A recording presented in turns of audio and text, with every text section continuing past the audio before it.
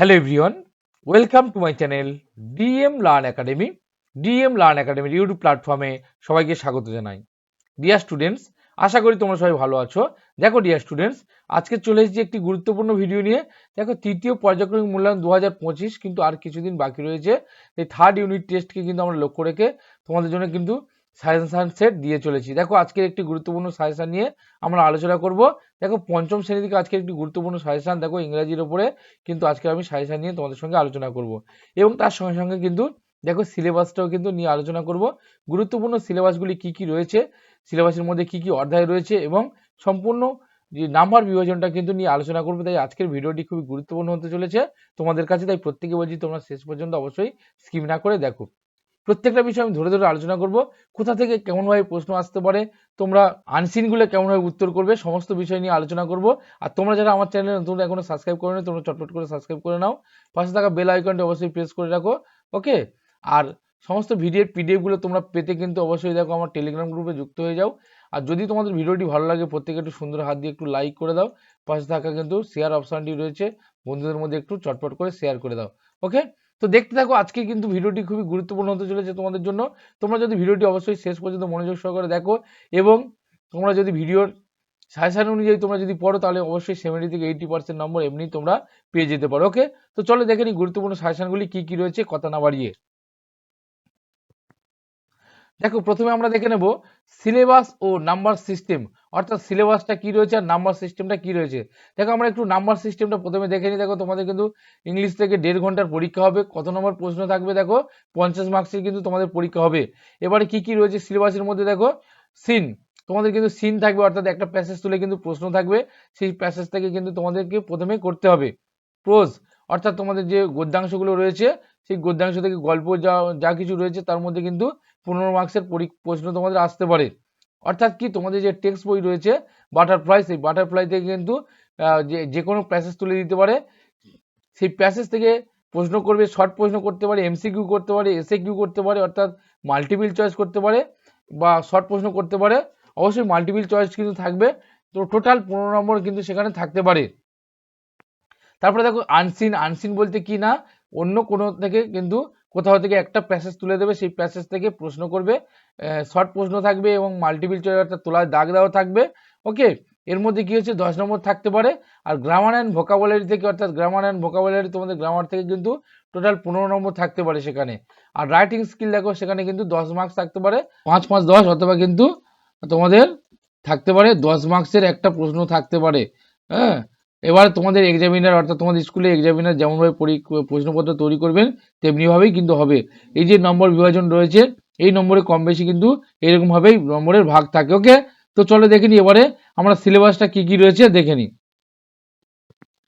দেখো, সিলেবাসের মধ্যে কি কি রয়েছে, দেখো বাটারফ্লাই, তোমাদের টেক্সট বুক যেটা রয়েছে, সেই টেক্সট বুকের কিন্তু সিন, সিন কিন্তু এখান থেকে পড়বে। কি কি সিনের মানে কোন কোন অধ্যায়ের মধ্যে সিন পড়তে পারে? দেখো, the but I a great social reformer আর the finishing point beyond barriers. Okay, তাহলে কি কি? The but I a great social reformer, the finishing point আর বিয়ন্ড ব্যারিয়ার্স।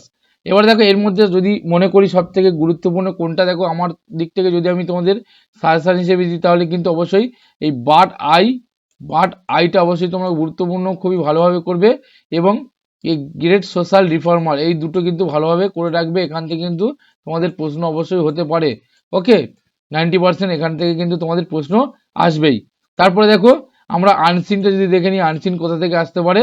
দেখো, ফ্রম রেফারেন্স বুক থেকে, অর্থাৎ কোনো রেফারেন্স বুক থেকে আসতে পারে, ম্যাগাজিন থেকে আসতে পারে, শর্ট স্টোরিজ থেকে আসতে পারে, অথবা বায়োগ্রাফি থেকে কিন্তু আসতে পারে, অর্থাৎ ছোট গল্প থেকে আসতে পারে, জীবনী, কারোর জীবনী তুলে দিল সেখান থেকে প্রশ্ন হতে পারে, কোনো ম্যাগাজিন থেকে কিন্তু প্রশ্নগুলো প্যাসেজ তুলে দিতে পারে এবং সেখান থেকে প্রশ্নগুলি কিন্তু হতে পারে। ওকে, তো দেখো আনসিন কিভাবে করবে। দেখো, আনসিন কিন্তু তোমরা যারা একদমই পারো না, যারা পড়তে পারো না বা যারা পড়তে পারো ইংরেজি কিন্তু বাংলা উচ্চারণ করতে পারো না, বাংলা মানে করতে পারো না, তোমরা কি করবে লাইনগুলো মিলিয়ে মিলিয়ে করার চেষ্টা করবে। কিন্তু বেশিরভাগ ক্ষেত্রে লাইন যেগুলো মিলে যায় সেক্ষেত্রে কিন্তু তোমাদের উত্তরগুলো সঠিক হতে পারে। ওকে, তাছাড়া তোমরা যারা ভালো স্টুডেন্ট অবশ্যই কিন্তু তোমরা এই অনুযায়ী কিন্তু তোমরা বিভিন্ন আনসিনগুলো করে রাখতে পারো, সেখান থেকে তোমরা কমন পেয়ে যেতে পারো। ওকে, চলো নেক্সট আমরা এবার সাজেশনগুলো দেখে নিই কি কি রয়েছে। দেখো গ্রামার অ্যান্ড ভোকাবুলারি থেকে কি কি রয়েছে দেখো, আর্টিকেল, তারপরে দেখো প্রিপোজিশন। দেখো আর্টিকেল এ অ্যান্ড দির ব্যবহারটা কিন্তু খুবই গুরুত্বপূর্ণ, অবশ্যই তোমরা এ অ্যান্ড দির ব্যবহারটা করে রাখবে। তারপরে দেখো প্রিপোজিশনটাও কিন্তু খুবই গুরুত্বপূর্ণ। শিওর কিন্তু আর্টিকেল প্রিপোজিশন তোমাদেরকে থাকছে কিন্তু শিওর আর্টিকেল প্রিপোজিশন, সেই আর্টিকেল প্রিপোজিশন অবশ্যই তোমরা করে রাখবে। তারপরে দেখো অপোজিট মিনিংটা এখানে রেখেছি আমি, অপোজিট মিনিংটাও তোমাদেরকে করে রাখতে হবে। তারপরে দেখো প্রোনাউন্স, পার্সোনাল প্রোনাউন্স আর পসেসিভ প্রোনাউন্সের দুটো ভাগ রয়েছে, যে দুটো এটাও তোমরা দেখে রাখবে। তারপরে দেখো চুজিং দ্য কারেক্ট ভার্ব, অবশ্যই দেখো অক্সিলারি ভার্ব চুজ করতে বলতে পারে, অথবা কিন্তু তোমাদেরকে মূল ভার্বের ফর্ম চুজ করতে বলতে পারে। অর্থাৎ যদি হয়তো প্রেজেন্ট টেন্সের কোনো একটা বাক্য দিল, সেখানে পাস্ট ফর্ম আর প্রেজেন্ট ফর্ম দিয়ে দিলে সেখান থেকে কিন্তু তোমাদের তুলে বসাতে হবে, ঠিক আছে? তাহলে সেখান থেকে কিন্তু কারেক্ট ভার্ব ফর্ম, এটা কিন্তু খুবই ইম্পর্টেন্ট, পরীক্ষায় কিন্তু তোমাদের শিওর থাকবে, তাহলে ভার্ব ফর্মগুলো ভালোভাবে করে রাখবে। তারপর দেখো টেন্স, প্রেজেন্ট টেন্স আর পাস্ট টেন্সটা করে রাখবে, present indefinite, present continuous, present perfect continuous, past indefinite, past continuous, past perfect continuous. এই দুটো কিন্তু টেন্স তোমরা ভালোভাবে করে রাখবে, প্রত্যেকটার নিয়ম তোমরা দেখে রাখবে। বিশেষ করে কিন্তু প্রেজেন্ট ইনডিফিনাইট টেন্সটা খুবই গুরুত্বপূর্ণ, এটা কিন্তু মাথায় রাখতে তোমাদের হবে, ওকে? তারপরে দেখো অ্যাডভার্বসটা তোমরা করে রাখবে। দেখো অ্যাডভার্বস সাধারণত কি হয়, ভার্বের গায়ে যদি এল হয় যুক্ত থাকে, তোমরা সেটা কিন্তু অ্যাডভার্বে ধরে নিতে পারো। তাহলে অ্যাডভার্বটা বসানো কিন্তু ইউজিং অ্যাডভার্বস, তার অ্যাডভার্বের ব্যবহার কিন্তু তোমাদের পড়তে পারে। তারপরে দেখো পাংচুয়েশন মার্ক, ওকে, পাংচুয়েশন মার্ক তোমাদের থাকতে পারে, অর্থাৎ জ্যোতি ছেদ চিহ্ন যেটা রয়েছে, যেমন ফুল স্টপ, কমা ও অ্যাপোস্ট্রোফি এস, এই যে বিষয়গুলো সেগুলো কিন্তু পাংচুয়েশন মার্কসের মধ্যে পড়ে থাকে, এগুলো কিন্তু তোমাদের পড়তে পারে।